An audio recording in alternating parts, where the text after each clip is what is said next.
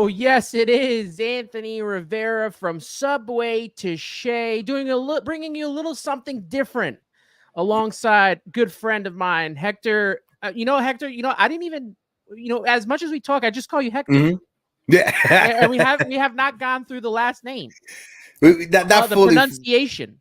Yeah. My just for people out there, my name is Hector. Last name is Beauchamp, one of those Puerto Ricans with a French last name. But thank you, Ant, for inviting me on to the show. Look forward to the conversation. Shout out to the chat as well. This is going to be a good convo. I know I'm in enemy territory, and I came on with the opposite color, but I feel I'm welcomed here, Ant. So appreciate Yeah, you. no, absolutely. And I had to rep the Subway series shirt. There's Hmm. going to be a lot of collaboration Yes. between me, Hmm. the Yankees Morning Brew, Subway to Shea, uh, Hmm. as well as Morning Brew Sports.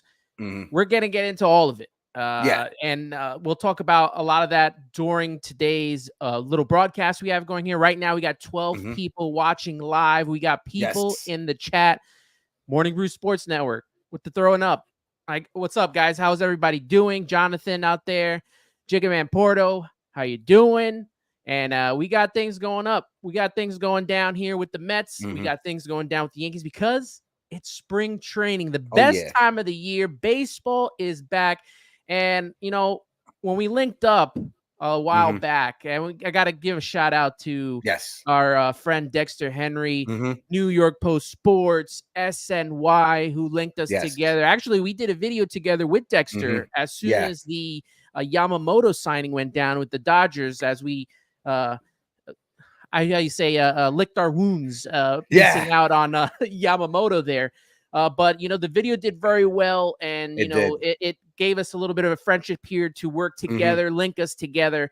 Very excited to be doing this, and this is not just a one-off. We're going to be working together Hmm. a whole lot more. Very excited to be doing this with you guys. Empire State of Baseball with the thrown up. How's it going, guys? Jacob, my guys, what's up? What's going on, everybody?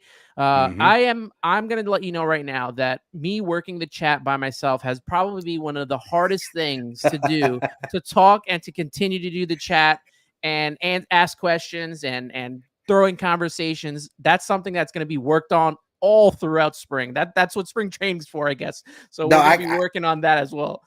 I get it, bro. As somebody who has ADHD, I'm a little neuro spicy myself, so I get it. Having to look at the chat and pull it up and have the conversation, so I get it. But shout out to the chat. I see a lot of my guys in here. Jacob Petruzzi, Empire State of Baseball. They have a great channel as well. It's a roundtable with Yankees and Mets content creator. My guy Richie Rivera over there. He also works with the Somerset Patriots, the Yankees minor league affiliate out there in Jersey. He does an amazing job covering the Yankees and covering the Somerset Patriots as well. Shout out to the chat. But no, and like you said, shout out to Dex. He brought us on having a conversation about Yamamoto. I pointed out the fact that I was a little crying, little tears came down because the Yankees weren't able to get Yamamoto. But consolation prize, is Marcus Stroman. And there's a little rumors going out there right now about a little guy from the National League who won the Cy Young, but I'll save that for later and leave the convo, brother. Yeah, we're definitely going to get into that player you're talking about. A lot of storylines. This is basically our spring preview here. Yeah. And we're going to talk about the top headlines coming out of spring training. And one of them, let's start off with the Yankees, because Juan Soto had his press conference. What were your initial reactions to that? Because what happens with Juan Soto kind of affects both teams. Yeah. And it will also affect the polar bear in Queens. So, let's get into Juan Soto and the comments he had, and what was your reactions to that? When it comes to Juan Soto, I'm not sure if I'm not sure there's a lot of people who are going to be ready for not only the impact Juan Soto is going to have on the baseball diamond, but the cultural impact that Juan Soto is going to have, not only in New York City, but for the Dominican diaspora that is in New York City as well. When we were growing up, and back, back in the early 2000s when the internet was an early thing, a lot of Dominicans were Boston Red Sox fans because of Pedro Martinez, Manny Ramirez, David Ortiz. If you go to Rhode Island is like Washington Heights 2.0 because it's so close to Boston, and a lot of Dominicans decided to call that home. When you look at San Diego, when Juan Soto was initially traded to San Diego, it became a hot button when it came to Dominican people moving to San Diego. And now with Washington Heights being heavily populated with Dominican folks, the Bronx, Queens as well, Juan Soto is going to have a big impact, like I said, not only on the diamond, but when it comes to the culture. And I'm super excited for the season that's coming upon us 2024. We'll get into the free agency stuff when it comes to Juan Soto, because like you said, Juan Soto's pending free agency is going to affect the Mets when you look at Pete Alonso and, you know, the battle of the billionaires between Cohen and the Steinbrenners. So it's a lot that's going to be on the line right now with the conversation. Yeah, and you know what Juan Soto brings to the table, even when he was in Washington, there was this talk that, you know, he really wants to go to New York, you know, whether it's going to Queens or going to Yankee Stadium, both which have, you know, ballparks that, you know, are very helping to his left-handed bat. I mean, that right porch in Yankee Stadium, if this guy doesn't hit, you know, 30 to 40 home runs this season, you know, then then there's got to be something wrong with Soto there. But you know, what he brings to the table as a player and what he can do for both of these teams is, you know, outside of, you know, what we could see from Ohtani out in LA. And when we talk about contracts, you know, Ohtani got what, $700 million from the Dodgers. A lot of that is deferred. I don't really know how much Soto is going to defer this contract. Not every player does that, especially in a high tax New York City. Well, when it comes to the taxes, and you know, yes, New York State and New York City is high taxes, right? I've been living in the city ever since I was a child, right? So I know firsthand basis. But if you're a Major League Baseball player, if you're an entity like Juan Soto, who's a millionaire, close to probably being a billionaire in the future, you know how to hire the right people to get around paying those taxes. So that's first and foremost. When it comes to these athletes, yes, taxes are high, but they know how to hire the right financial people to make sure at the end of the year they get a lot back when it comes to tax return. There's a reason why, you know, Aaron Judge has a fundraiser at the end of the season so he can make that back and get those tax cuts. So it's a little bit, you know, blown out of proportion with the taxes and like New York State or in California, but it's warranted. I get it. But when you look at what he can get, Juan Soto, and there's been a lot of chatter about people saying that, oh, well, you know, is Aaron Judge going to be okay with him, with Juan Soto making more money than him? Listen, Derek Jeter was okay with Alex Rodriguez making more money per season than him. I don't think Aaron Judge is going to have an issue if Juan Soto is making 40 or 45 million per season when Judge is making 30 or 35.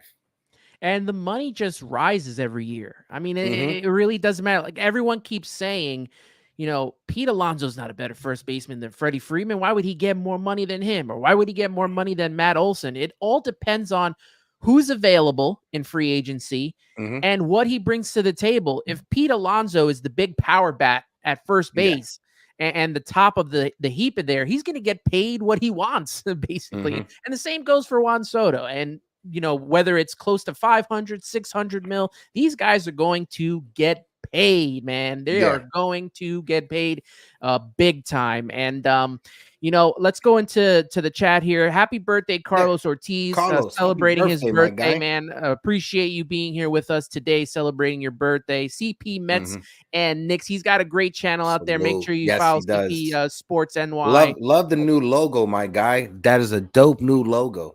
It's all this AI stuff. I talked to him earlier about this, and I'm gonna have to get on these AI apps and try to figure out some logos. Now, some of the AI art that is out there, you can tell it's AI because it looks horrible or whatever like that. But CP Knicks, that's perfect because it's at an area, or so not tiny, but it's like in an area that is like you really couldn't fully tell unless you got like a microscope or bionic eyes and shit, you know. We got a little bit of battle of the Subway Series going on here. David Rio saying "Let's go Mets." Jigaman Porto saying "You spelled it wrong. Let's go Yankees." So we got the Subway Series brewing here. It's early. We're in spring, but it's Yeah, brewing here. So it's great to see everybody out here in the chat. We got about 16 people watching to start. So we're gonna continue on because, like we mentioned, I talked about Pete Alonso. We're gonna go to Queens here, and Pete Go ahead. Alonso's contract. It's going to be the talk of the town all year. I wish it wasn't, but it sounds like this is going to end up going to free agency. And I really wanted something to get done right before the season started. And what I like about what Pete said during his press conference when he got to spring training is that he is open to talks all year long. I usually hate, but I do understand when players put a deadline because they want to focus in on baseball. But Pete has totally taken a different stance on this and is leaving the dialogue open. And when you're talking about, what Pete means to the New York Mets, he's under, Scott Boras, which, a lot of people struggle with when it comes to free agency. His name, when it comes to free agents, obviously he helps the players out, but he drives owners and he drives teams nuts when it comes to the money he's asking for. Because one of the guys we're going to talk about later, still a free agent. A lot of the other guys, Cody Bellinger, also under Scott Boras. So, I hope that Pete gets the money that he wants, and I hope it's to stay in Queens. But I do understand that the process of what this goes to, when you're younger and you're watching free agency, like watching the Mike Piazzas and the Derek Jeters go through it, and you get frustrated with, guys that are under Scott Boras. I know I couldn't stand him when I was a young kid because none of the players I wanted would come here. Not only because Scott Boras was asking for so much money, but we had, some of the cheapest owners in the Wilpons. So that was always a struggle for me to deal with something like that. But I'm glad we're doing this today because you went through something similar last season. You went through it with Aaron Judge. So, what was that process like for, you as a Yankee fan trying to deal with this? Because I'm going to be dealing with the same thing all season long. It was anxiety at an extra level, right?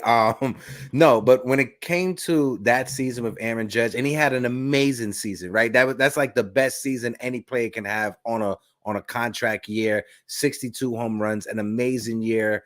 But the anxiety was at an all-time high, and having to talk to Yankee fans was a bit frustrating because you had some Yankee fans that thought the Yankees should trade Aaron Judge away. He's not worth any long-term contract. He's injury prone. He's overrated. He can't hit in the postseason. But when you look at what Aaron Judge has done, since 2010 till now, the Yankees have been last in Major League Baseball when it comes to wins above replacement on players that they draft and develop. And that's including Aaron Judge. So even with Aaron Judge, the Yankees have been last in Major League Baseball, 30th since 2010 till now. Aaron Judge has been like the only player we've been able to draft and develop, and he fell in our laps on top of it. He was a compensatory pick when Nick Swisher signed with the Indians at the time. But with the Guardians, we got that pick for them, and we drafted Aaron Judge later in the first round. So I wanted the Yankees to re-sign him. When it comes to Pete Alonso, I can't see a reality, or I can't fathom why it makes sense to even trade Pete Alonso. You don't just give up 40 home runs. 40 home runs, 80 to 100 RBIs, that don't grow on trees. You can't just go to your minor league level and just pick that out. Alvarez is probably like the top power hitter you guys have coming out of your system within the past 5 years, besides Pete Alonso. So if I'm a Met fan, I do not want the Mets to trade Pete Alonso. When you look at their payroll construction over the next few years, in 2025, you got a lot of contracts coming off of the books. Quintana, his $13 million is coming off of the books. Luis Severino, his $13 million will be coming off of the book. You got Harrison Bader's potential coming off of the book. That's $10 million. So those three players alone is $36 million. That's Pete Alonso's pay contract right there. There, minus whatever Pete Alonso was already making this season. And the thing that now got to drive, Met fans nuts is, right now they could give him a very good contract that will probably satisfy him and satisfy the Mets. But if you take this into the offseason, I get the strategy and I understand it, but the same thing happened with Aaron Judge. Now you have just spent I don't know how much more it is because he had such a great season. If Pete goes on this season and hits 50 to 60 million, 50 to 60 home runs, now Mm-hmm. you're going to think about 10 more million that you have to put into Pete Alonso instead of getting him beforehand. Because we already know what Pete is. We already knew what Aaron Judge was. And, the struggle to get these guys signed. I really hope that it ends well for the Mets. I don't know where the Yankees are with first base when it comes to Anthony Rizzo if he's a free agent after this year. So Mm-hmm. you know, I remember someone tweeting at me. I think that Soto will go to the Mets and Alonso will go to the Yankees. I possibility. I don't know. We hope not. It doesn't work out that way. But these two guys are going to be coveted, and I'm pretty sure both teams will be Mm-hmm. in on it because they have the riches to do it. I I So I I I don't want to think I was I don't want you to think that I was ignoring you just now, but I was just doing the math on the contracts that the Mets have coming yeah, off the books for next year. The Mets have $65 million coming off of the contract, coming off of the payroll next year, not including the 20 million that Pete Alonso was already making. So that right there, that's $85 million that you have coming off for the payroll. If Pete Alonso is making 20 million right now, Met fans, are you willing to let Pete Alonso walk because you don't want to give him a pay raise of 15 million to make it 35 million while still having about 70 million to play with that came off of the payroll? yeah. And it's the thing too is, they're also going to have to once again probably rebuild the rotation because outside of Kodai Senga, everyone else becomes a free agent. I'm Mm-hmm. pretty sure if Sean Manaea has a good year, he's not going to opt in. He's going to try to get a bigger and better Yeah. contract out there. So the Mets have a lot of work to do. And I just hope that they don't go into this, doing this step by step, not being able to work on other deals and just focusing on Alonso. They got a lot of work that needs to be done, and I hope that they prepare themselves for something like this.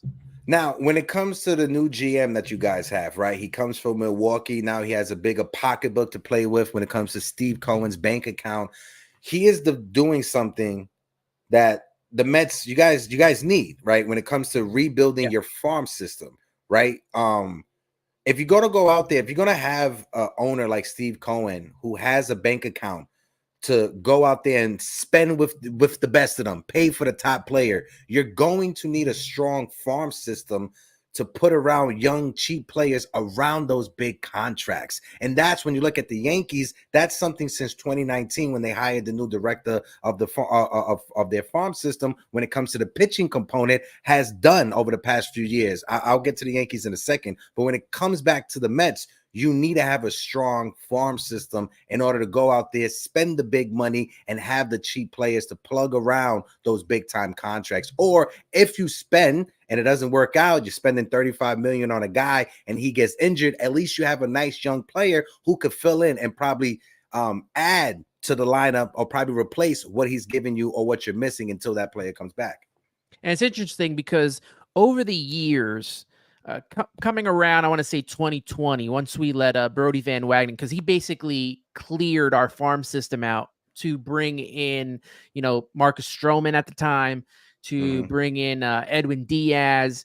Javi Baez was another trade, but that was under Zach Scott. That was the So previous regime, yeah. the previous regime, and they pretty much cleared out our farm system. And now the whole Mm-hmm. rebuilding process, whatever good pieces that we had in the farm system, we could not trade in Yeah. 2022 because we were still building the farm and we couldn't make a big move Mm-hmm. with everyone being so expensive out there. So we had to hold on to our guys. Mm-hmm. Last season, the whole thing was with, getting rid of, I guess, some of the dead weight, which would be Max Scherzer and Justin Verlander, and I guess kind of buying some of Mm-hmm. these minor leaguers to help out the farm and the drafting. Their biggest problem is not drafting these players, but developing them. They were Yeah. pretty much right down in towards last place in developing players that they Mm-hmm. drafted. And you bring in a guy like David Stearns, who has a really good track record, probably in the top 10, I want to say, of developing their players. So hopefully this works out for him and it works out for the Mets. And we're going to see it this season. Everyone wanted them to sign big free agents and bring in like a JD Martinez. And I wanted some of that stuff too. But once you hear David Stern's talk, once you hear the strategy behind what he's trying to do, he wants to evaluate these kids like Brett Beatty and Mark Vientos, who two guys we'll get into later on in the show. And some of these other guys that they want to develop. We got a kid in the outfield, Drew Gilbert, who could possibly be coming up soon. So I do like the strategy he's going with, because we haven't not seen something like this in New York, and he's kind of sticking to his guns. Whereas in years past, we might have deviated from that. And, we'll see what happens. Hopefully it works out. And hopefully in 2025, 2026, this team is, a perennial contender for a World Series. When it comes to Max Scherzer, Hall of Fame career, right? He's going to go down as a Hall of Famer, dominating pitcher in the 2010s and stuff like that. But his tenure with the Mets, from an outside perspective, I don't know how you feel about him, but from my perspective, I thought he was a horrible Met. I thought the way he carried himself, it's what you don't want out of an athlete. And then he wanted just to go away, go to Texas and win your World Series. Copy, go ahead, get your World Series. Injury prone. You had a late stage in your career. I'm not trying to bash him 100%, but I just thought he never took responsibility when it came to whatever was wrong on the field. Now, when you look at the Yankees, Giancarlo Stanton, I'm gonna use him as a perfect example. He's been horrible ever since we traded for him. Horrible, contract is horrible, injury prone, injuries and all that. But every time he got injured or whenever he didn't come through, at least he held himself accountable with the media and with the fans. He never tried to hide behind anybody else. He always says, yeah, I suck right now. I'm not doing what I'm paid to do. I'm supposed to go out there. I'll go out there and perform. Matt Scherzer, to me, didn't give that same type of, I want to go out there and leave it all on the line for the 25, 26 guys on the roster. Am I off base with that? What's your thoughts, Ant? I don't know if I totally agree. I do think that the first year of Max Scherzer, he was pretty solid. Outside of the last couple of starts where you saw his body starting to deteriorate. And I think his problem comes from, he's been that veteran leader for so long. He's been that bulldog for so long that he'll call off the pitching coach and he'll keep on pitching as long as he can. But at some point, you got to realize that the body is starting to break down. And especially at his age, it was starting to become a struggle. Then you go to last season where I kind of do agree with what you're saying, where he kind of came off a little bit whiny. He kind of came off a little bit, he got caught with the sticky stuff. And it just like escalated. The pitch clock, complaining about the pitch clock and stuff. Everything just started, snowballing. And the fact that Justin Verlander wasn't healthy to start this season, everything just was a complete disaster when it comes to the pitching staff with the Mets. Now, continuing on with pitching, because that's where we're going to head into for both teams. You were talking about a possible rumor versus reality when it comes to one of these free agents that's out there that's represented by Scott Boras. You see this full circle coming on this show, so you gotta stay with us. You gotta stick with us because we're getting really onto it. But Blake Snell out there, free agency. I know I wasn't really a big fan of him to come to Queens. I didn't want to pay him a lot of money. But now as this time, continues and these guys are free agents and you're thinking, maybe these guys take a 1 or 2 year deal and, Jordan Montgomery's still out there. Where are you at with Blake Snell? I think when we did the video with Dexter, he was one of your top priorities. It was actually Corbin Burns was my top priority, but then the Yankees lost out on him to the Baltimore Orioles, so he was traded away, right? But when it comes to Blake Snell, for the Yankees, if the Yankees were able to get Blake Snell to put him behind Garrett Cole, I think that's like, it could work out. Perfect landing spot, especially if Carlos Rodon bounces back, and then you obviously have the conversation. Do you have Rodon 2 and Blake Snell 3? If Blake Snell was to go to, say, like the Mets, for instance, right, he would have to be the ace. I know you guys have Kodai Senga and stuff, but I feel Senga, you still should in his second season probably have him on a 6-day rotation for sometime during the season. If you want to lay it out, his first 3 starts have him on normal 5-day rest, but then the next 3 starts have him on a 6-day rest because he's still trying to get used to that after pitching for what 10 plus years over there in Japan on a 6-day race. Your body is not going to automatically adjust like that, right? So if Blake Snell was to go to the Mets or to the Giants or any other team that he would be counted on as a number 1, he wouldn't work out. But when it comes to the Yankees, like I said, having him penciled in behind Blake Snell or Carlos Rodon, if he has that bounce back season, it's the perfect landing spot. But I think Scott Boras, with his clients, because Bellinger is still out there as well, shot himself in the foot waiting so long. Bro, it's February 19th.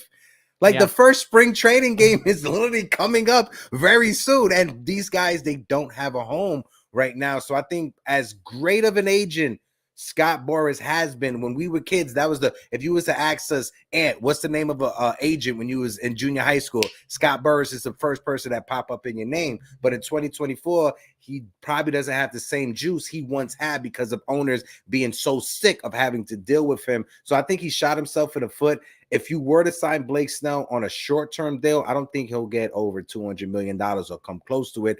I'm comfortable 3 years, $100 million.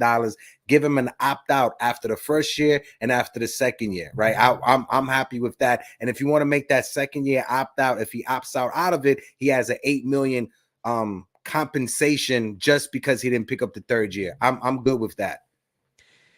Yeah, but I think that the owners have now come to a point where they're kind of ahead of the curve when it comes to Scott Boras. I think back then it was, we got to give these guys, as much money as possible because we don't know where they're going to land. Mm-hmm. But now with teams outside of the Dodgers, Yankees, Mets, who else do you want to throw in there? Probably the Padres, who would, might as well spend a lot of money. I think the Giants too can throw their money around. They've just been unlucky with signing free agents. Outside of those kind of teams, Boston, throw Boston and Philly in there. Teams are not spending. Yeah, they're not spending any money.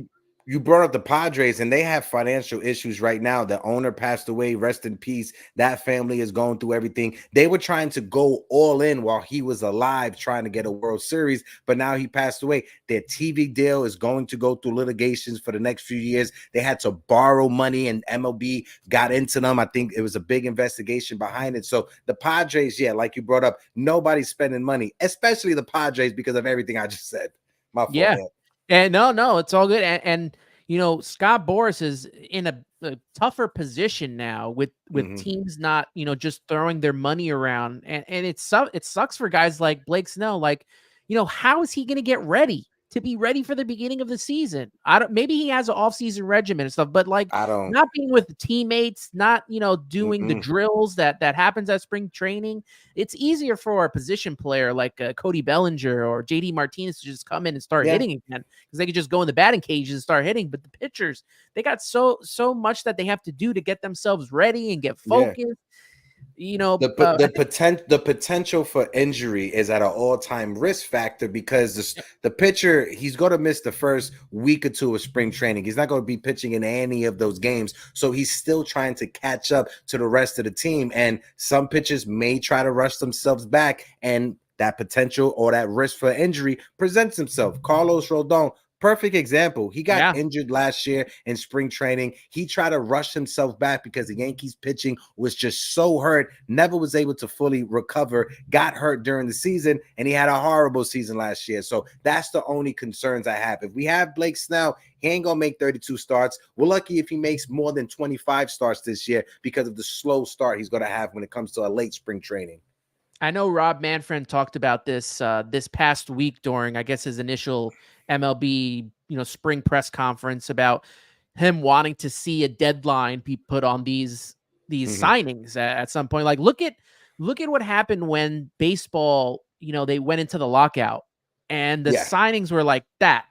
To see something like that and how fun that was and how quick that was, because you look at other sports, right? Basketball, for example, hockey, they have their free agent period, and a lot of the signings are just super quick, and we don't get that in baseball. They've been dragging this out since November. So And and the games are getting ready to be played. And like, I get it, right? You're an agent, you're trying to maximize the most for your client in the marketplace, right? And if you're one of these athletes, you have something that not many of us in the normal population of society can do. You could hit a baseball pretty fucking far. I mean, sorry for cursing, or you could throw a pitch very, very fast as well. So there's not a lot of us in society that can do that. So you got to maximize the most you can get. But on the other side of it, there has to be a line. There has to be a thin line where, okay, it's February 19th. These players should be signed right now. If you don't want to have like a deadline put in stone, at least have an unwritten rule under the table by at least February 14th. If pitchers and catchers are reporting, people should be signed to a team. Because if you're Blake Snell, right, or if you're a free agent, you have a family, you have kids. Now you got to worry about packing up, going to buy a home or going to buy a place in whatever new city you're going to live in. Then you got to figure out the whole schooling situation, enrolling your kids in the local school district that's around, even if you like that school district, or you got to look at different private schools. It's a lot that goes into it. And I think it's unfair to ask any athlete, no matter how talented or athletic they are, hey, pack up your life within 3 days, report to spring training, and be 100% focused on this team. They're not. They're just not. That's unrealistic. Going into the chat, David Rios saying the winter meetings used to be a hot spot for free agents, and he misses those days. Yeah, man. I thought that this was probably one of the most boring winter meetings that I have ever seen. Absolutely nothing happened during the winter meetings, and signings were coming in as slow as possible. I think we got one good week where maybe a couple of bigger players got signed, and that was it. But besides that, man, it has been a struggle to see some of these players sign. Patty saying, in my opinion, the free agent market went cold after Ohtani Yamamoto episode, which screwed all the other free agency. And yeah, that's true. I mean, how long it took them, we kind of knew where they were going, right? I mean, Yamamoto was the one where it was like, maybe we can maybe the Yankees or maybe the Mets can pry him away. But we all knew, probably even into last season, that Ohtani was going to end up a Dodger. There was no doubt. Even when they made that tweet, who was it, John Morosi, that his airplane was heading to Toronto. None of us thought that he was going to be signing with Toronto. We all knew it was going to end up him being with the Dodgers. Yeah, I always said it would be the Dodgers. I had the silent team as being the Giants just because of the history when it comes to that logo and branding in Japan, because they have their own version of the Yomiuri Giants, which is like their Yankees out there with the amount of championships. So I thought maybe a sleeping team could be the San Francisco Giants, but the LA Dodgers was always my favorite landing spot when it comes to Shohei Ohtani. And also the period it took for both of them to sign, and the fact that both of those contracts, it messed up the market, right? So the owners are trying to get a handle of the market and bring the asking price just a bit down. Do you remember back in the day when the market got screwed up, when oh my God, he was a right fielder for the Jason Worth. When Jason Worth became a free agent and the Nationals just threw out that huge contract towards Jason Worth because he was the only top free agent, that messed up the market for years to come. And the owners were trying to always reset the market. And I think what you're seeing right now is the same thing that happened when Jason Worth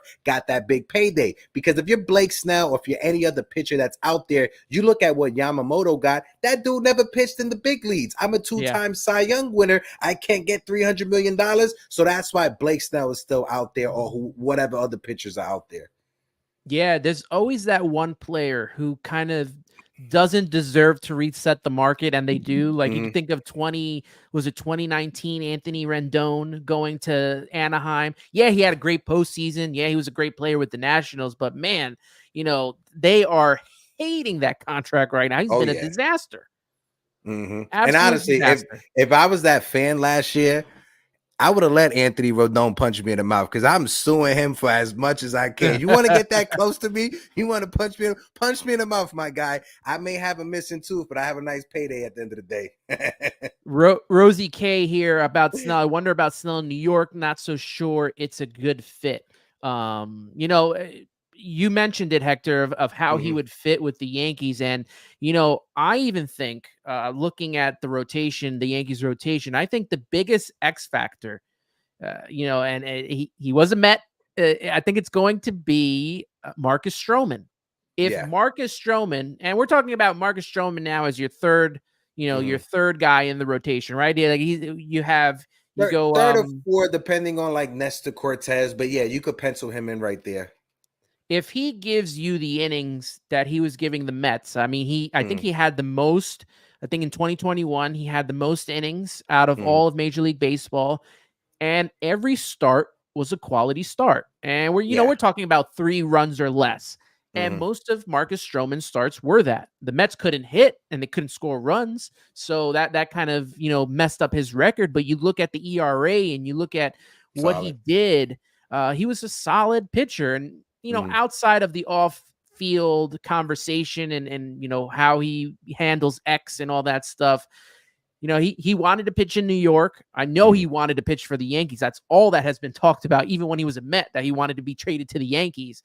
So this is a contract, and this is a pitcher that if you get the best out of Marcus Stroman, that contract is going to be a solid mm, deal, especially yeah. out of the third or fourth rotation. If you get a healthy Marcus Stroman to go along with the rest of that rotation, Mm. you could be looking at a really good signing right there. Yeah, no, Marcus Stroman to me, even when he was in Toronto, I always been a fan of Marcus Stroman because he's the tiny guy with the big attitude, right? So Marcus Stroman to me was always a firecracker out there on the mound. I see folks in the chat poking fun at Rodon because his comments today. Yeah, his comments was a little bit off. He's a little off base today. I agree with you on that. But back to Stroman, what he did with the Mets was solid. What he did last year with the Cubs for the first half of the season, if he would have stayed healthy, he would have been in that conversation for the Cy Young Award at the end of the year. But signing Marcus Stroman to 18 million with some options in between, I think is an excellent pickup. Like you said, we could pencil him in as a 3 or 4 starter, depending on Nestor Cortez. If the Yankees were to get Blake Snell, now we're talking about Marcus Stroman potentially being a 4th or 5th starter in the rotation. And that's solid. You're just moving everybody down, taking less pressure off of everybody. When it comes to the Yankee fans on Twitter that have an issue with Marcus Stroman, now I have an issue with some of the fans that say they would rather give Trevor Bauer a second opportunity in baseball Mhm. instead of wanting to give Marcus Stroman a chance with the Yankees because he said some mean things on Twitter and he hurt their fifis, right? Let's be reality. Their fifis got hurt on Twitter. If you're a Yankee fan that literally wanted Trevor Bauer instead of Marcus Stroman, you're telling about yourself. You're telling on yourself with that. But when it comes to Stroman, I think he has the perfect mentality to pitch in New York. You saw it with the Mets, right? Yeah, he may say some things that on social media may rub you the wrong way. If you don't like that, just block the dude. Just block Marcus Stroman. Shout out to Theo Al in the chat because when the Yankees signed Stroman, he was making fun of me. Ain't a big fan of Stro. Yeah, he's got the talent. I just, Yeah. he kind of burnt bridges in Queens, and I couldn't have, but I would definitely not want Trevor Bauer. I know there are even Mhm. some Met fans I saw on Twitter and X that wanted Trevor Bauer on the team. So I don't know, man. When That's I'll speak on it real quick and I'll just make it real small, real quick, right? When it comes to his ability as a baseball player, no one's going to deny his ability as a baseball player. He is a phenomenal, probably top 15, top 30 pitchers in the world, right? It's just everything else that comes with it. Now, he was cleared of that one incident, right? He has 2 more cases that are pending that are in July, one in Arizona and one in Ohio. If he is cleared off of those cases and there's no PR backlash, I can see maybe in August a team signing him as a late season yeah. acquisition. But nobody's going to touch him until both those cases is cleared up. And that's it when it comes to Yeah, him. because people are still going off of the initial case, which got, Mhm. I guess, which finished up and Yeah. was how do you say, I can't think of the term, the legal term, Yeah. was thrown out, right? It was Mhm. or settlement, Yeah. It but wasn't settled. It was thrown just out because not of enough lack evidence. of evidence. Yeah. There you go. Yeah. So but he still has issues and he still has cases against him. So yeah, none of these teams are really going to take their chance on Bauer at this moment in time. And it's probably frustrating for him. He did the whole tour, talking around New York, talking on radio all across. We'll see what happens. Empire State of Baseball. Stroh wears his heart on his sleeve. He does do that. So Chris Ferrer saying it was dismissed. There you go. Thank you. The criminal trial, there was lack of evidence, and that was dismissed, and so was the liable trial, her trying to get a civil suit as well. That was dismissed as well. And listen, Ant, not only from the organizational aspect, would you want to be the GM that signs Trevor Bauer and the thing blows up in your face? Or that's your resume now. This is your resume as a GM. What owner would want to hire you or trust you in the future if you thought his character was okay for you to sign and then it just blew up in your face? Yeah, no, I can't take that. I just can't. It should, you know what? And I'm surprised at Met fans for wanting to bring him in, because if you look back at 2021 when he's a free agent, he basically trolled us into thinking that he signed with the Mets, like that alone too. Like why would you want it? He even had off-field issues back then, outside of the assault and all that stuff that has been brought up. He had issues before that. Yeah. That's what happens when you got rap songs out there with you saying some crazy stuff on it, Trevor Bauer. None of those are going to hit number one, that's for sure. No. From the Yankees starting pitching to the Mets, and we got one of your guys, and it was a guy that I all off season kind of really wanted. I wanted Luis Severino to be. You guys got to steal.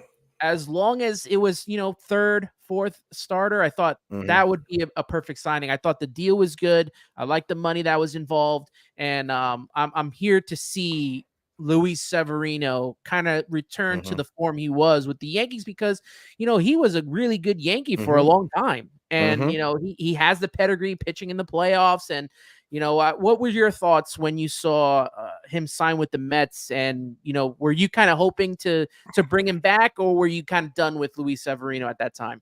I wasn't 100% done with Luis Severino, because I know that Luis Severino never fully recovered from his first Tommy John surgery, right? So when it comes to Luis Severino, and you guys got him on a bargain, like my guy Richie just pointed out in the chat, $13 million for that type of potential. If Luis Severino is healthy and is pitching up to his potential, you guys have yourself a number one pitcher or a number two pitcher in the starting rotation. That's how dominant Luis Severino is when he is on. Now the question is, if it's a big if he is healthy. If you remember back the whole Astros, the trash can situation, 2017, 20, whatever year it was, that season with the whole banging, first half of the year, Luis Severino and Jacob deGrom was neck and neck for who's the best pitcher in New York City. You remember that? Jacob deGrom had an ERA under 2. Luis Severino was right behind them. His ERA was borderline 2. They were pitching for who's the best pitcher in New York at the time. We went to Houston. The trash cans comes in. This is when the trash can comes in. Luis Severino had one of the filthiest sliders in the world. The Astros knew that sliders wasn't coming. They laid off of it. Ball. So what did Luis Severino start doing? Pumping his fastball 100, 101, and he hurt himself and he blew out his arm, and that was the downfall of Luis Severino, because he continued to pitch that season when he needed to actually have Tommy John surgery. They waited till later on in the season before putting him on the IL and setting him up for Tommy John surgery. So if he is healthy, you guys have yourself a secret still. I do remember a lot of talk being, I think even everyone's favorite reporter, Andy Martino, saying Luis Severino was every bit even better than Jacob deGrom was. So, he was on a trajectory for himself to have been one of the top pitchers, in all of baseball. And, the injuries came for him. The one good thing I do like bringing in Severino is that, his velocity has not lost a tick. It's just he can't get the control right now, and he was tipping his pitches. So hopefully with this pitching lab that the Mets have, they can kind of get Severino back to where he was at I guess the prime of his Yankee run. And I pointed it out all last year that he was tipping his pitches. If you guys watch the footage, when he was throwing his fastball, when he was setting up, he had his hands right here on his chest. When he was throwing his off-speed pitch, he had his hands at his belt. So he was definitely tipping his pitches all last year. I was calling it every game. Whenever I did a watch along with my guy Pete over there on NYYU, every game he was tipping his pitches. Yeah, I don't know what it would take to fix that from him. I did speak with Nelson Figueroa, former Mets pitcher. He was on the podcast, and he says it is an easy fix, but the problem is sticking with it. Can Severino stick with it in tough situations? So we'll see what Severino's got. The rest of the Mets rotation filled out by Sean Manaea, lefty Sean Manaea, Jose Quintana, and Adrian Hauser, who they traded from Milwaukee. So there's a lot of what ifs going on with this rotation, but I do see that there can be, some success for this team. It's not the flashy names. I mean, we've seen the Mets rotation with the flashy names that never pan out. So I'm hoping at the very least that this rotation goes in, night out. Just give me 5 innings. Yeah. All I'm asking for. 5 innings pitched. That's all we need. And then you can give it to the bullpen, which Stearns has replenished and has just brought in name after name after name after minor league deals. So, hopefully we can get something out of this pitching staff and out of this rotation. With the Yankees and how their rotation is right now, we talked a little bit about it earlier. To bring in Juan Soto, they had to trade Michael King, which was a big move there. How are you feeling with the depth of the Yankee rotation? Because for me, with the Mets, I feel like we finally have some sort of depth that goes, maybe 9 to 11 deep. I don't know how you guys are feeling when it comes to your rotation, because the Yankees also went through a whole lot of injuries when it came to the starting rotation.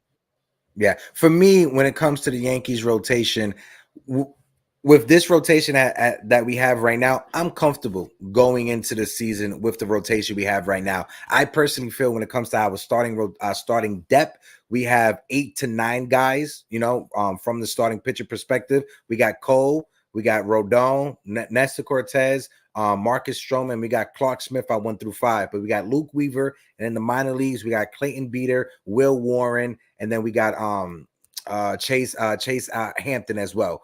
1 through 9, I think those are all phenomenal guys. And also, when you look at the Yankees minor league depth, like I said, in 2019, the Yankees, they hired a new director of their farm system who wanted to focus specifically on developing starting pitching. If you look at the trades the Yankees have made over the past several years, the trade for Frankie Montas didn't work out. It was a horrible trade.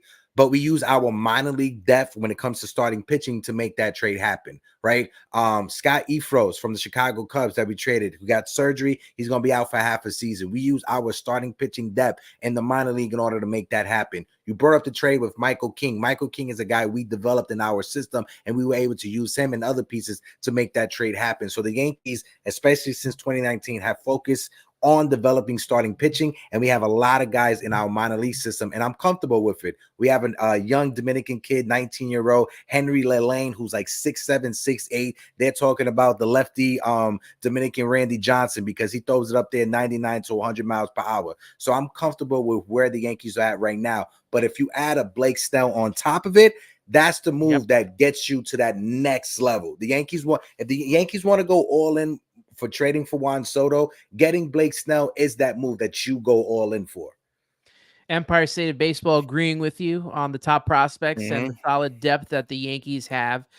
With Corbin Burnes getting traded, I know you really wanted him, and like you said, we did talk about it. I did get confused with Snell. I know we talked about Snell in that video, but I do remember you saying Corbin Burnes was the guy that you really wanted, and seeing him get traded, not only being traded not to the Yankees, but being traded by the team that won the division last year, in the Baltimore Orioles. How frustrating was that for you? And like, are you now? Do they have to make another move to? No, go ahead. My fault. I just was saying if they have to make another move now because of that trade. I was frustrated because nothing else was happening. We got Juan Soto, right? We added, everybody else that we added, some Luke Weaver, we brought him back. We added Marcus Stroman. We did all that. Where's the next move? They said we were going all in. We made the trade for Juan Soto. That's an all-in move. You said we wanted to add another starting pitcher. We added Marcus Stroman. I thought that was awesome, but it was just the Yankees were very quiet. Nothing was going on. A lot of people were still out there. And then not only was Corbin Burnes traded, who the Yankees and Yankee fans wanted to be in pinstripes, but he was traded to the Baltimore Orioles, right? Cal Ripken, that new ownership group right there. If you're an Oriole fan, you are completely happy. But when it comes to the Yankees facing the Orioles this season in our division, I'm comfortable because Corbin Burnes, as much as I wanted him, he's not a better starting pitcher than Garrett Cole. That's the one thing I could tell you. And if you look at Corbin Burnes' numbers over the past 3 years after he won the Cy Young, he has regressed every season when it comes to his ERA, when it comes to his walks, when it comes to his strikeout numbers. So as a number one pitcher, you're not better than Garrett Cole. He would have been a phenomenal number two, but I'm not trading for Corbin Burnes to be my number one. I needed him to be two behind Garrett Cole. Yeah, seeing that move, I know that had to be, frustrating. If you don't get Blake Snell, are you interested in a reunion with Jordan Montgomery?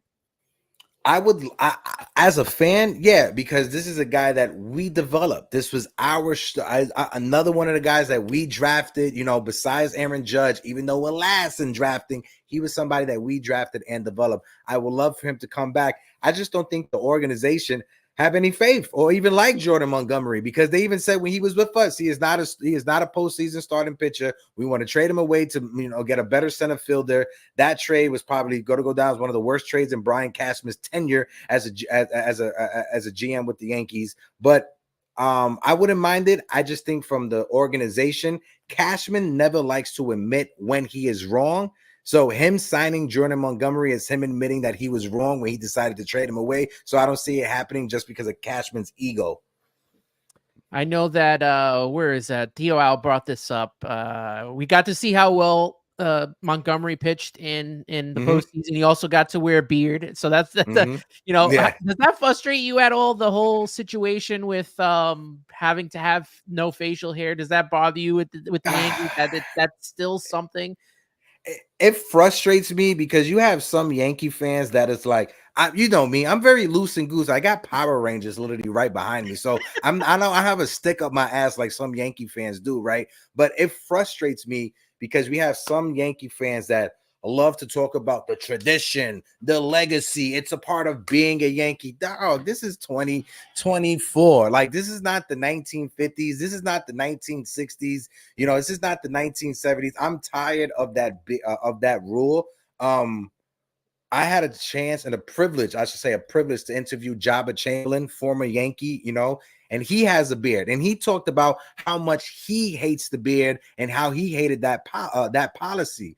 But also, Michael Kay, amazing, broadcaster, big time personality in the Yankee universe. I grew up listening to Michael Kay. He was the voice of the Yankees when I was a child. But he comes on his radio and he says, this rule, it's ridiculous. People complain about it. There's never been a player that said they wouldn't come to the Yankees because of the rule. And he's actually wrong. We have several players over the past few years that has come out and said they would never sign with the Yankees because of that rule. You got David Price. When he was a free agent, he didn't want to come to the Yankees because of that policy. You got Brian Wilson, former World Series closer with the Giants. He didn't want to come to the Yankees because, one, he grew up a Red Sox fan, and two, he wasn't shaving his beard. So there's been other players that said they would not come to the Yankees because of that policy. Yeah, seeing Sevy with the full-on beard going on it's a doppelganger. Yeah, you got that. You got a Harrison Bader, another one. He just showed up to camp today. Yeah. He's got a full-on beard going on. And speaking of Harrison Bader, because he was also on the Yankees, and I'll get your thoughts on him. But, coming into spring training, there was a thought that, Brandon Nimmo was going to be the starting center fielder. And once they signed Harrison Bader, that kind of changed the whole dynamic with, what David Stearns is trying to do with run prevention, good defense, and he stuck with that by signing Harrison Bader, who's a you look at his baseball savant. If you're into the stats, Amazing. amazing center fielder. Brandon Mm-hmm. Nimmo, really, really good center fielder, but not to the extent of Mm-hmm. Harrison Bader. I kind of like this move. I like them moving Nimmo to left field. I saw last season, Nimmo, who never really had the best track record, although the last 2 seasons he's starting to get better with playing a lot more games. And last season he got tired, and Buck moved him to left field, and it kind of kept him reinvigorated. And kept him healthy. And I think it went down today. Carlos Mendoza saying that he will be the starting left fielder and Bader will be the starting center fielder, at least to start the season, which, if Bader can stay healthy and stay on the field, a great center fielder. A little bit more about his offense and what he can provide. He only was with the Yankees for a short amount of time, but what were your thoughts on Harrison Bader? Harrison Bader was the best defensive center fielder I ever watched while being a Yankee fan. His defense and the way he impacts the game from a defensive standpoint, amazing. When he was with the Yankees, right, that first season we got him at the trade deadline, I've said this for a while. He's a clutch performer as well. If the Yankees didn't have him in their lineup in the postseason, in that first round against the Cleveland Guardians, we would have lost in less than 5 games against the Guardians. We went to 5 games against the Guardians, and Harrison Bader was out there looking like Daniel Murphy, right? That's against the Guardians. If we didn't have Harrison Bader, we would have never made it past the Guardians. That's one. But like I said, yes, when he's healthy, he is a phenomenal defender. He is a clutch player as well. He just needs to be in the right situation, because the Yankees, we had so many injuries last year, Harrison Bader included. Whenever he came back, the Yankees, we were so desperate, they were just rushing him out there. No, Matt, no Daniel Murphy slander. I've been a big fan of Daniel Murphy. I'm just saying that's how important he was for the Yankees in the postseason, just like with the Mets back when you guys made your run in the postseason to the World Series. But when it comes to his health, that's the only thing you got to worry about, Ant. Yeah, and it's interesting. Great clubhouse guy as well.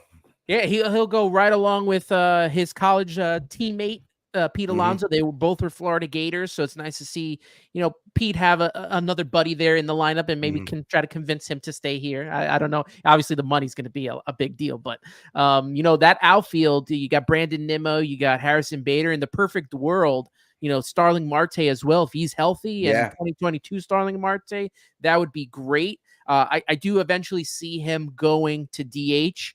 And being that DH guy with Drew Gilbert getting ready to come up. And just to hit some of the chat here, because there was a lot of talk about the beard. The beard was the big talk. And it said that you were offered a spring Empire State Baseball. You were offered a spring invite and you turned it down because I would never shave. Listen, I got a baldy up here, right? I got to have the facial hair. Keep people distracted. They got to look here.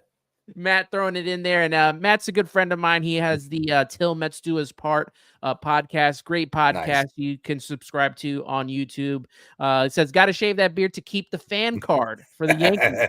So, you can catch me. You can catch me in Yankee Stadium with the bleacher creatures all year round. I'm not shaving his beard. All right, and speaking of DH for the Mets, the Mets have a couple of positions that are I don't want to say of concern, but there are going to be some battles here, whether it's DH, whether it's third base, and they're all kind of linked, even with Starling Marte, because you got Brett Beatty, who could be the third baseman. There's a Mark Vientos behind him, who will most likely be the DH if he can hit during this offseason.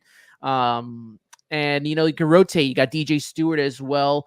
I don't know how this is going to work out, but I think it's a good problem to have when you have somewhat of the depth and you want to evaluate these kids. How is with the Yankees any position battles that maybe we have missed, or is everything kind of set so far? It's set to a degree, right? Injuries present themselves like every season. Giancarlo Stanton always takes like mini vacations during the year. I think he's never played more than 120 games since the Yankees traded him, minus his first year in pinstripes. But no, DJ LeMahieu questions because he was coming back from a hip injury. You got Oswald Peraza, who for some reason the New York Yankees they hate this kid. They're never giving this kid an opportunity. I think he's a solid defender. He is a solid hitter if you give him enough opportunities, and he's bulked up this offseason. Giancarlo Stanton, like I said earlier, I think he's at the stage of his career that this season, the first month of the year, put him out there every day. Let's see what he could do as a DH. But if he struggles that first month, going forward, he needs to be a platoon player and only hit against left-handed pitching. Last year, even though he hit below 200, but against left-handed pitching, Giancarlo Stanton hit 265. So she shows you that he can be serviceable against left-handed pitching, and that's where I think the Yankees should use him. DH Juan Soto as much as you can against righties, and then play him in the outfield whenever you have to put Giancarlo Stanton in the lineup. That's the only moving around when it comes to our lineup. Besides that, everything is set in stone. Aaron Judge is in center. Verdugo is in left field. Jason Dominguez should be coming back after the All-Star break. I do not want the Yankees to rush him. Take your time with the Martian. Besides that, our catching situation is what I'm most interested to see, right? Jose Trevino, calf injury. Austin Wells came up last year. Amazing talent. I went down to see him when he was in the low A with the Yankees, and he hit a home run that left George M. Steinbrenner field. That's how talented he is as a hitter. It's always been, can he catch and can he be a catcher at the major league level? He looks solid, so I'm happy to see what happens this spring training with Austin Wells. Does Soto being on this team, I know you said with Soto being on here and Jason Dominguez, recovering from injury, just to take his time, but let's crystal ball it into 2025. Are you okay if the Yankees don't re-sign Soto going to Jason Dominguez? Because you saw when he came up, I know he showed some of that power. Or are you dead set on having Soto return with the Yankees? I'm dead set on having Soto return because 82-80 this past season, PR nightmare for the Yankees. We had Fire Brian Cashman t-shirts in the stadium in September. If you thought this past season was bad PR going 82-80, you let Juan Soto go, specifically if you let him sign with the Mets. No shade, Ant, I love you. But if he signs with the Mets or if he signs with the Red Sox, I'm showing up to Yankee Stadium with the guillotine looking for Brian Cashman. So I want the Yankees to make that their number one priority going forward, re-signing Juan Soto and let him be that big brother to Jason Dominguez and show him how to do it at the major league level. Because at his best, Jason Dominguez could potentially give you what Juan Soto has given you right now, even though Juan Soto hasn't reached his potential as well because he's still 25. We when we were going over the show before we got on here live, you put Brian Cashman as one of your talking points. He kind of saved some grace in bringing in Juan Soto. He did. But this is the worst that from as an outsider, outside perspective, watching the Yankees from outside, this is the worst that I've seen people react to Brian Cashman, and he kind of fought back a little bit this offseason before they signed Soto. So, where are you and Yankee fans at currently with Brian Cashman? I know you said if they fail this season, you want him gone. So, what do they have to do? What do the Yankees have to do this season for him to kind of get back on the good graces of Yankee fans? For him to get back on the good graces of Yankee fans, you could start off by signing Blake Snell. That's the first move you have to make. And we have to get to the World Series. The Yankees haven't been back to Game 7 of the ALCS since Joe Girardi was the manager of this team. We fired Joe Girardi, hired Aaron Boone because we said Joe Girardi, he's too mean to Gary Sanchez. He hurts Gary Sanchez fifis because he yells at him, right? So what did the Yankees do? They hired Aaron Boone. Well, guess what? Gary Sanchez is not on this team no more. And Aaron Boone has yet brought us back to where Joe Girardi brought us back previously before you let him go, right? So this is the make and break season, I think, for both Brian Cashman and for Aaron Boone. Luckily, I think when it comes down for Brian Cashman, if another dramatic, horrible season was to present themselves, or even if we lose if we win 100 games but lose in the first or second round of the postseason, Aaron Boone is gone. Brian Cashman's job will be safe, but it's after Aaron Boone. Once Aaron Boone is gone, then Brian Cashman will be on the hot seat for his job. That's how I feel about it. But I look at Brian Cashman right now. He has to pray that these prospects hit. The one thing I could give him credit for is when you look at our minor league level, this is the most talent I ever seen from the minor league level at one time. When you look at Jason Dominguez, when you look at Spencer Jones, when you look at the international signings that they've done. Somebody in the chat asked me about Trey Sweeney getting traded to the Dodgers. I wanted Trey Sweeney to be here with the Yankees. He was a big body shortstop, move him to third base, move him to second base. But the Yankees got another kid that they signed out of high school, George Lombard Jr.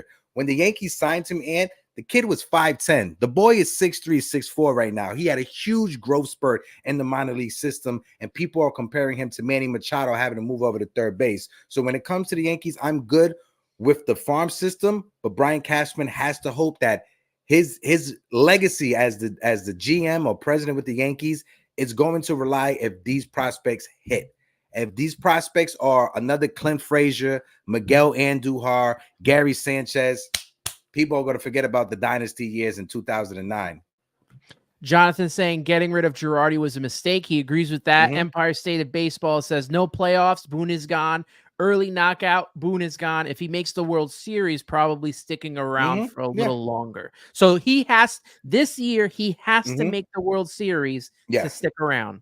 Booney, yep. And when it comes to Boone, I had the pleasure and honor of interviewing Aaron Boone.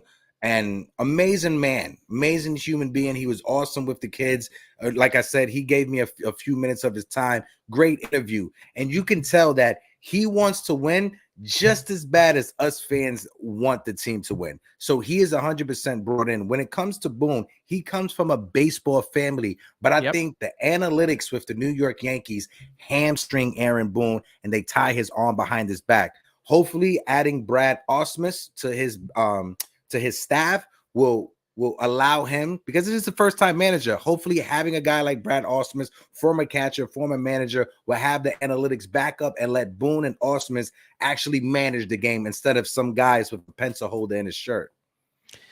Patty says she sees a lot of similarities between the Yankees and Mets from 2023 to 2024. And you know, quite possibly, hopefully for your sake, it's not the same, because you don't want to go down that route of being out of the contention in July, which makes for a rough summer. I'm glad you brought up, you know, the analytics, because that has been just the talk of baseball for the last couple of years. How, you know, Buck Showalter reacted with using analytics, and now, you know, with Carlos Mendoza being the Mets manager, and it kind of similar, right? You know, you got Aaron Boone as Yankees manager, Carlos Mendoza Mets manager. The Yankees bring in Brad Ausmus as the bench coach, correct? And the Mets bring in John Gibbons, who was that baseball fiery guy, was the manager in Toronto for so long. So I see the similarities between both teams and the way that they're using the coaching staff, because, you know, I don't know how he was with the Yankees, and maybe you can, you know, talk a little bit about, you know, what you saw from Carlos Mendoza being that bench coach to Aaron Boone. But it's going to be a lot different, and this fresh perspective that we're getting from a younger, I guess, players manager. I don't know, because I did think Buck was sort of a players manager, and he kind of got screwed with analytics, and he talked about that on Foul Territory not too long ago. So what's when it comes to Carlos Mendoza, do you got any thoughts on him? I know he was just on the bench and you don't get to see him that much, but did he have any effect on you know, the Yankees?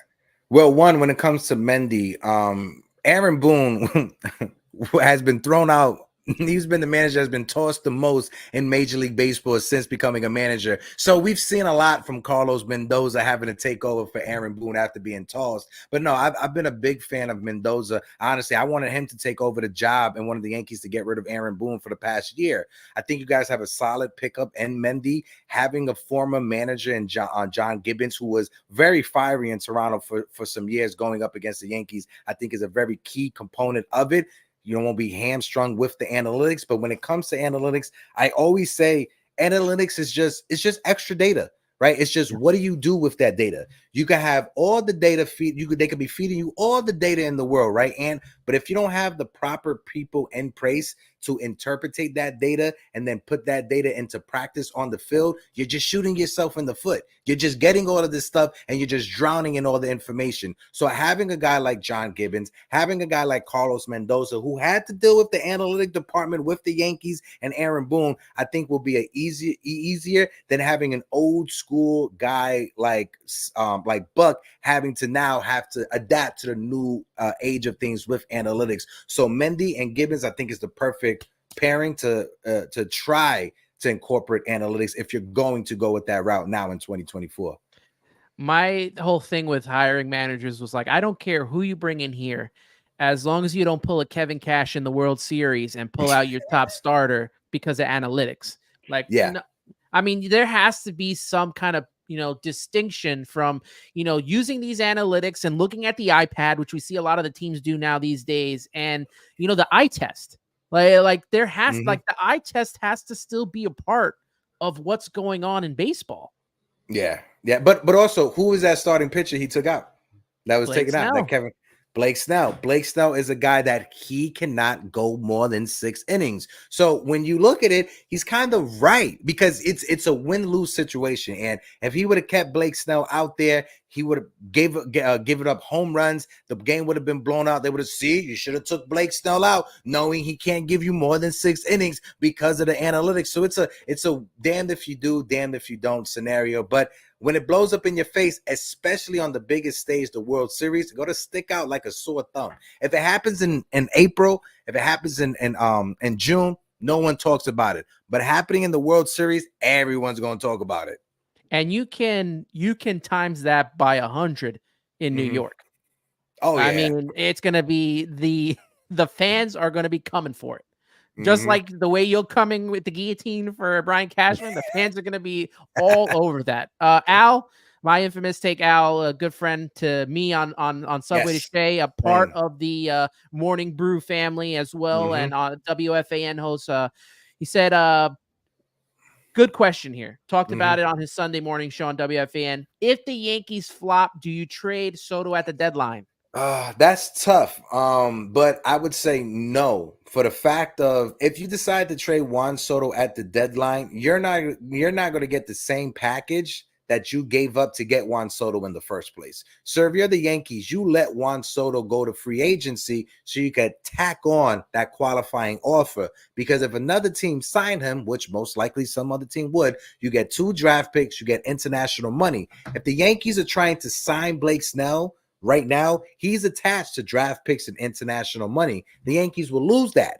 So if they have Juan Soto and he goes to free agency and they lose him, they just get back that they lost from signing Blake Snell. So I will keep Juan Soto, even if we're out of it at the trade deadline. Keep him for the rest of the season. At the end of the season, tack on that qualifying offer. If you can't re-sign him, at least you'll get something back when it comes to draft picks and compensation and international money. And since 2020, the Yankees, this has been voted on by other GMs all around Major League Baseball. The Yankees have been voted as the best to use the international signing money.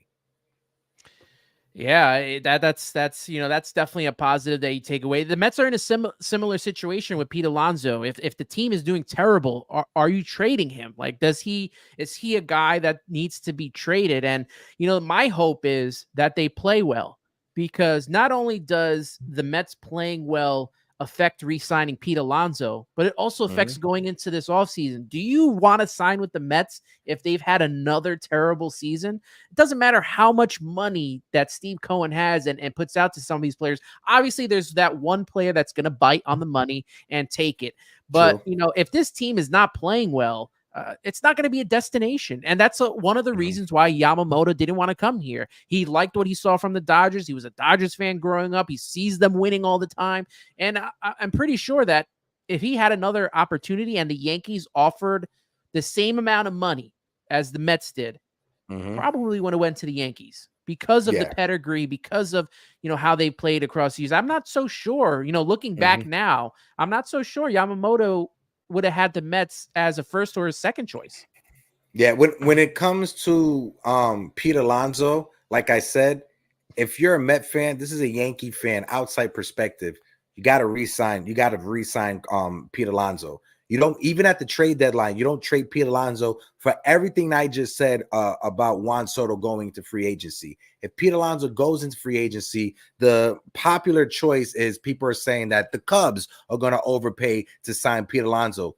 Cool. That's the best case scenario to happen. Why? You get 2 first-round picks coming back from the Cubs. You get some international money, and those first-round picks are going to be very valuable because in my eyes, I think the Cubs are rushing their rebuild situation. I don't think the Cubs are ready to compete right now. If they go out there and sign and blow their load on Pete Alonso, if you look at the past 3 years, every trade deadline, the Cubs were rumored to trade someone away to get some prospects, and they never did. They kept Cody Bellinger when they should have traded him at the trade deadline to get whatever prospects back. They kept their other first baseman, third baseman. I forgot his name. It skipped me on the top of my head. But they kept him, and they didn't trade him, the switch hitter, so they could have got some prospects back. When you look at their prospect, the Cubs prospect are very suspect right now. I had a chance to interview one of their shortstops, Carlo Vasquez, amazing shortstop from Puerto Rico, but he's more of a defensive guy, not an offensive guy, and he's admitted it himself. So if the Mets were to lose Pete Alonso to the Cubs, him landing in Chicago is the best case scenario because those draft picks are going to be very valuable. It all depends on what your GM and president do with those draft picks. Patty in the chat saying trading Pete and then replacing Pete is a waste of time. Just sign Pete. Chris Ferrero saying hashtag just keep Pete. Also saying he's our guy. That matters. I also know that there's like talk like, trade him and then re-sign him in free agency. How often does that even happen? I mean, honestly, I maybe one Aroldis Chapman is that the was only. it. That was the only one, and that's because the Cubs were desperate to win a World Series. They told the Yankees, we would trade you the number 1 prospect in baseball, Gleyber Torres, because that's how desperate we are. And the Yankees were able to re-sign him, and the Cubs were okay with it because it brought them a World Series. I don't think there's another team out there that's as desperate as the Cubs, 1, to get a top prospect back, and 2, Pete Alonso understanding you were out of it. You got a top prospect in Major League Baseball back in return. I'll still re-sign with you. There's no number 1. No, the Baltimore Orioles is not trading you Jackson Holiday for Pete Alonso. That's not happening. Yeah, that's definitely not a move that's going to be made. Empire State of Baseball says, if Vientos crushes this season, would it be easier to let Alonso walk? And I'm going to say no, and it's because of what me and Hector talked about earlier. You can't find this type of production, anywhere. A 40 to 50 home run guy. We're not talking about every other year. This guy, 40 home runs consistently. Outside of 2020, which was a shortened season, and I still think he would have gotten to possibly, 40 home runs. But, you can't find that kind of power. Even if Vientos hits 20 to 30 home runs a season, Pete Alonso's a step above that, and he plays first base. People talk about him not being a good first baseman. I think he's a pretty decent first baseman to me. I mean, you could have a Gold Glove first baseman out there, but if this guy's providing the power that he does, hits very well, and plays adequate first baseman, I'm sold on that.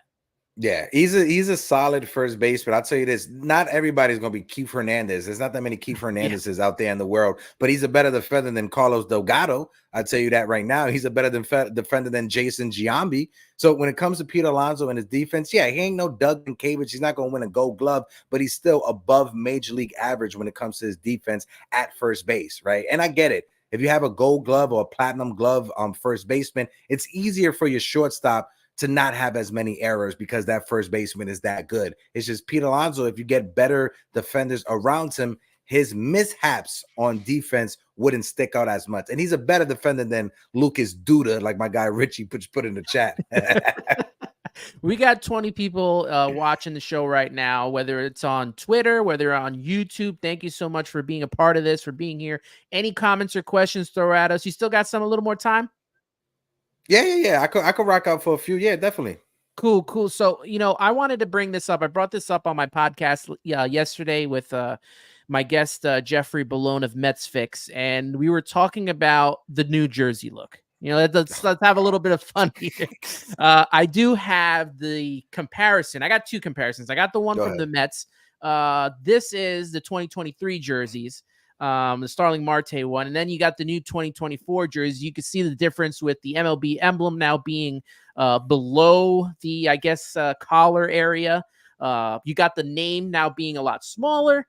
And you also have the numbers, I think, look a little bit bigger than they did in the past. And, for comparison at the stores, because this is on the players, but they did have the comparison at the stores, not a Mets one or Yankees one, but it's from the Seattle Mariners. You look at the difference between Gilbert and Kirby.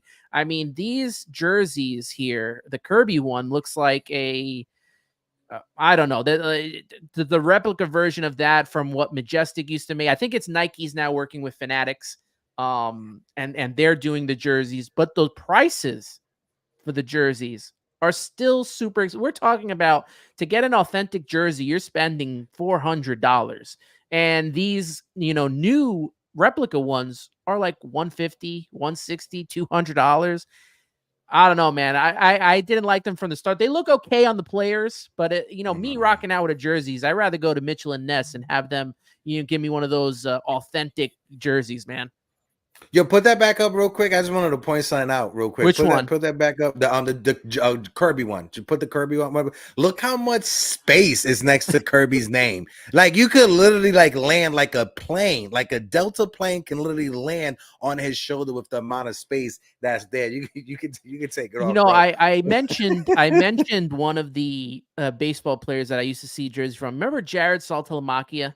Yes. Oh, and God, how his name was just like, how do you do that now with the fact that the lettering is curved as much as it is?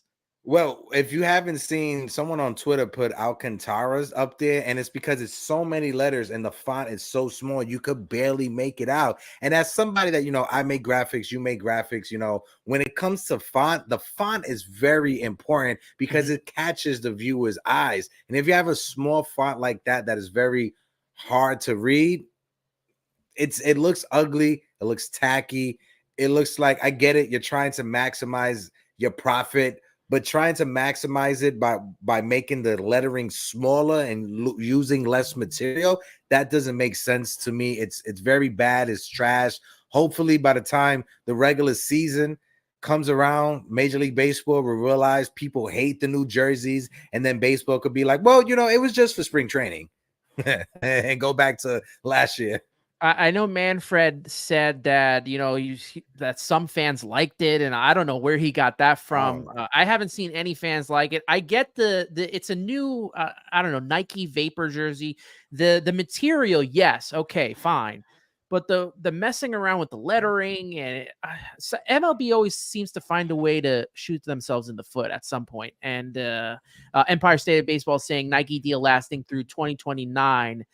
Need that year to come. That feels like such an awfully long time.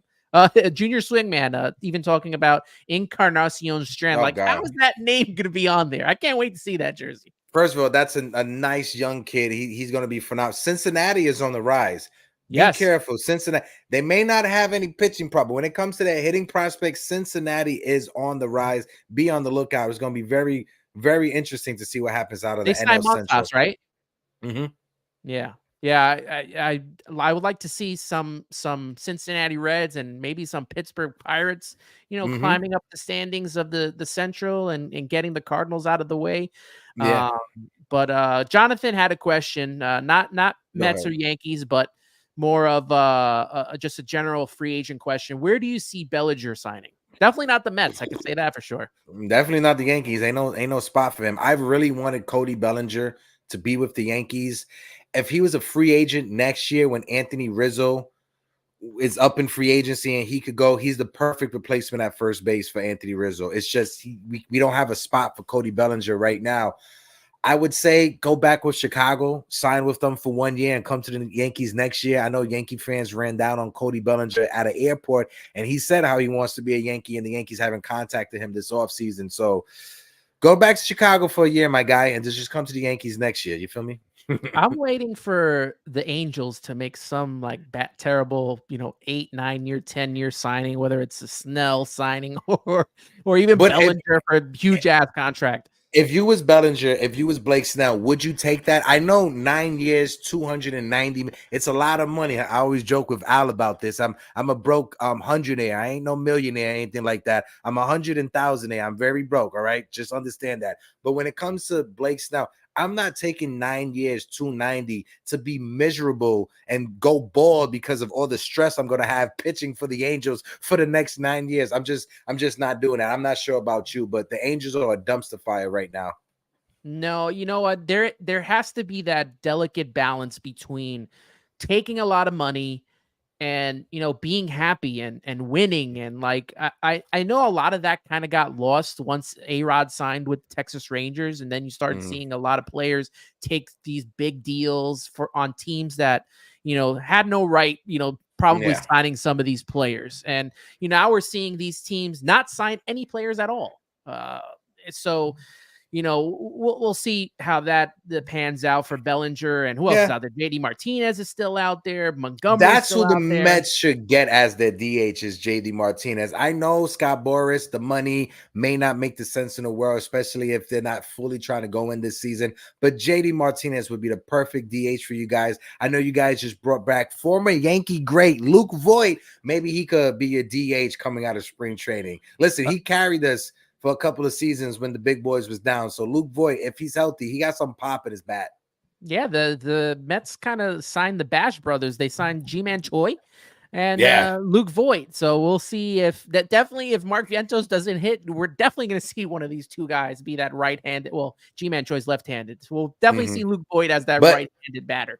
Ji-Man Choi has great numbers off of Garrett Cole. I think Ji-Man Choi is hitting close to 400 with like double digits in home runs off of Garrett Cole. So hopefully Cole doesn't see him in the Subway Series when we match up. I don't want that to happen. That would be the only time we bring him up for the analytics.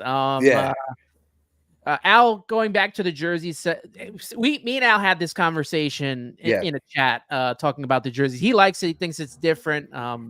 He thinks they'll make multiple ones to buy a blank jersey and just get it customized at the stadium.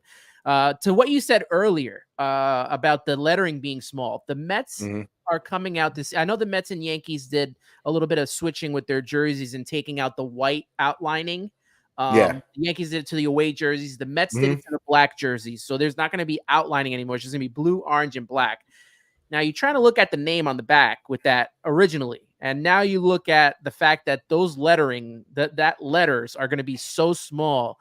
You're not going to be able to see. You're just going to be able to look at numbers at that point. Yeah. Well, when it comes to the Yankees, we don't, that's the one thing I can say. Look, when the jersey thing, I really don't mind because Yankees, we don't have names on the back of our jerseys. It's just the numbers. And with the numbers being a little bit bigger, cool. It's just, I hate seeing the Nike swoosh. It just doesn't look right on the jersey. I grew up with those old jerseys from back in the day. They didn't have that. And now you have the branding patches and stuff on it. I just, it's late stage capitalism working at its best. That's literally just what it is. You're trying to market and try to make the most from your brand, and that's a part of it. I get it. It's a part of the business. It's a part of making money. But from an aesthetic point of view, as a fan, I'm not a big fan of it. As a fan buying Yankee jerseys, name or no name on the back? Because all I've ever seen were names on the back of them. I was just about to say, look, I'll put up Al. Yes, I have a Judge with 99 with Judge on the back of it, Al. Don't be a douchebag, okay? I told her because when you go to the Yankee spring training complex down at the George M. Steinbrenner Field, they don't sell jerseys without the name. Okay, Al, I apologize. I make sure to get my jersey without the name going forward. But no, I grew up as a Yankee fan that I was never able to come from a family that had the means to afford a Yankee jersey or authentic Yankee jersey. So I always was rocking the fake Yankee jerseys and stuff, right? So when I went down there to George M. Steinbrenner Field a couple of years ago, I was able for the first time in my life to buy an actual authentic jersey from the Yankees shop. So that jersey has sentimental value. All right, Al, don't be a douche. When it comes to buying Mets jerseys, I don't like to get players that are out now. Every time I feel like I would get a player, and this is a thing that I take too with hockey too, I'll just get a plain jersey, no name or number on the back. But when baseball, I only go after like the legends. Like I got a whole bunch of Mike Piazza jerseys. I got David Wright. I have Strawberry and Gooden and not Seaver, Hernandez and did I say Doc too, and Gary Carter.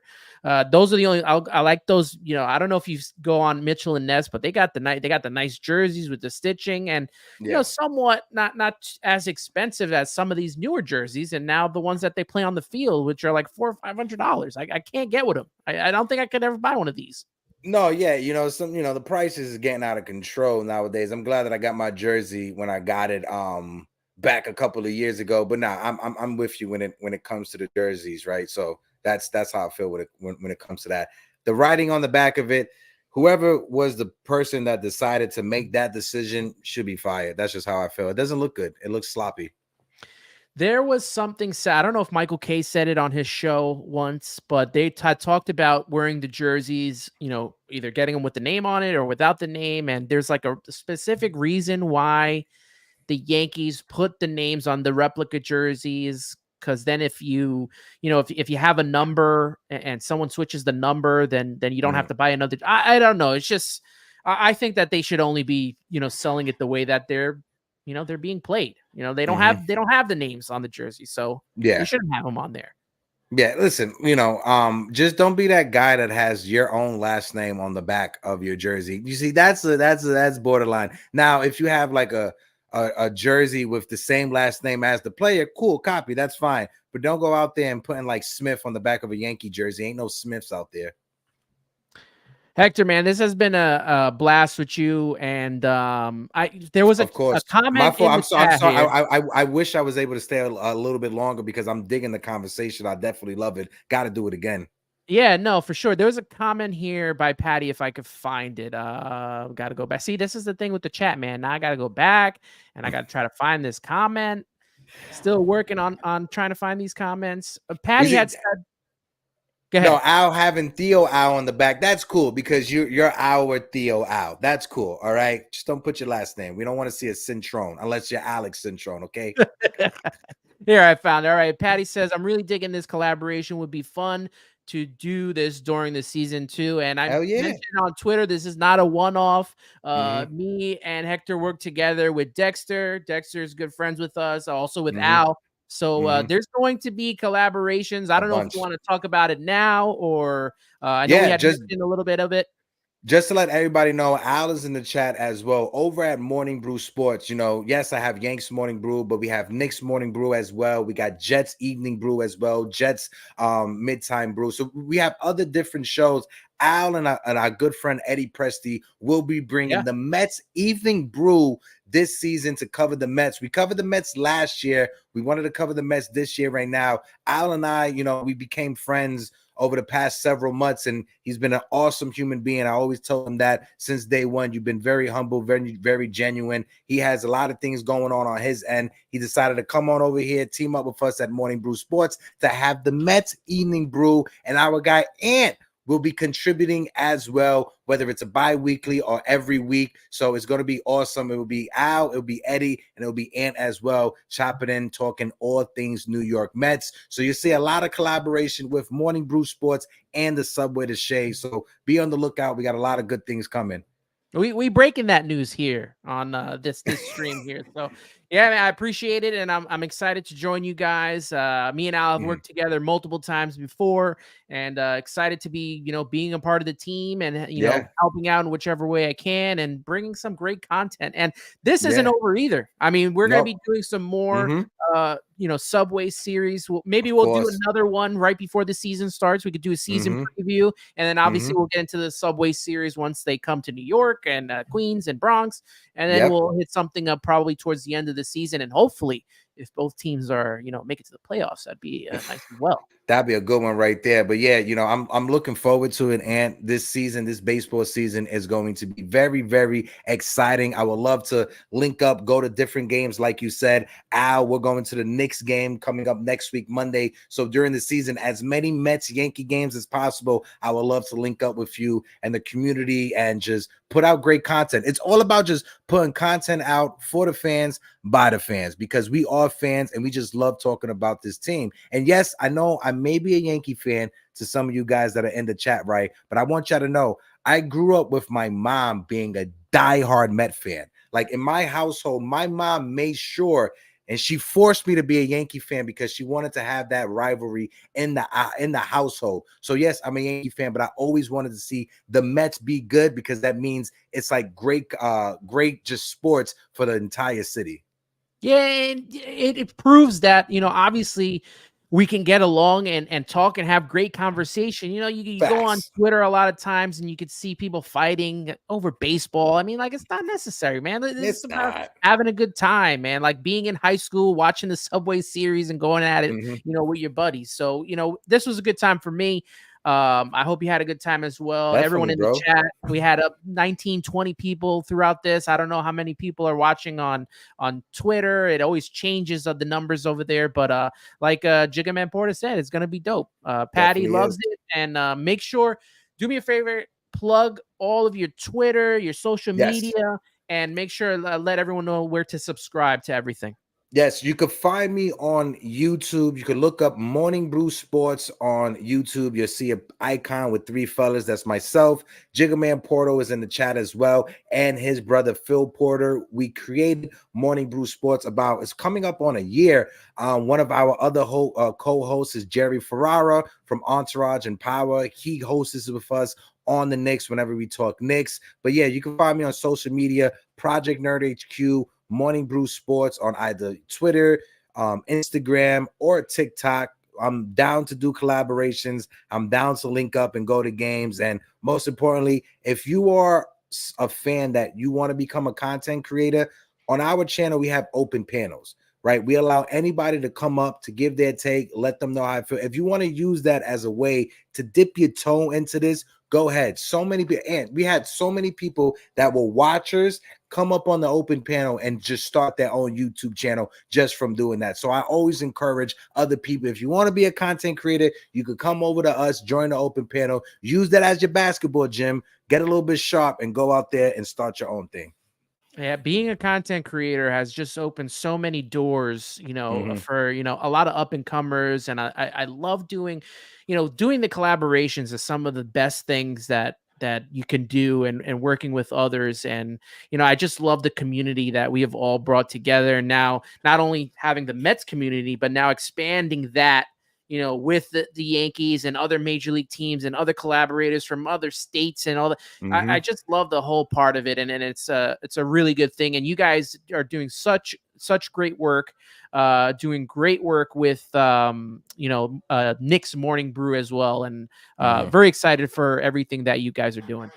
Yeah, definitely appreciate you so much, Al, Ant, for having me on, and everybody in the chat appreciate you as well. If you guys can smack that like button for your boys, hit the like, hit the subscribes for Subway to Shea, and as well for the Morning Brew Sports Network. Make sure you're doing all of that. We appreciate you guys for tuning in. I think my computer's starting to lag a little bit, so it must mean that it's time for the end of the show. But if you can still hear us, I don't know if you can see me talking at all, Hector, but my screen completely frozen. But if I can still hear you.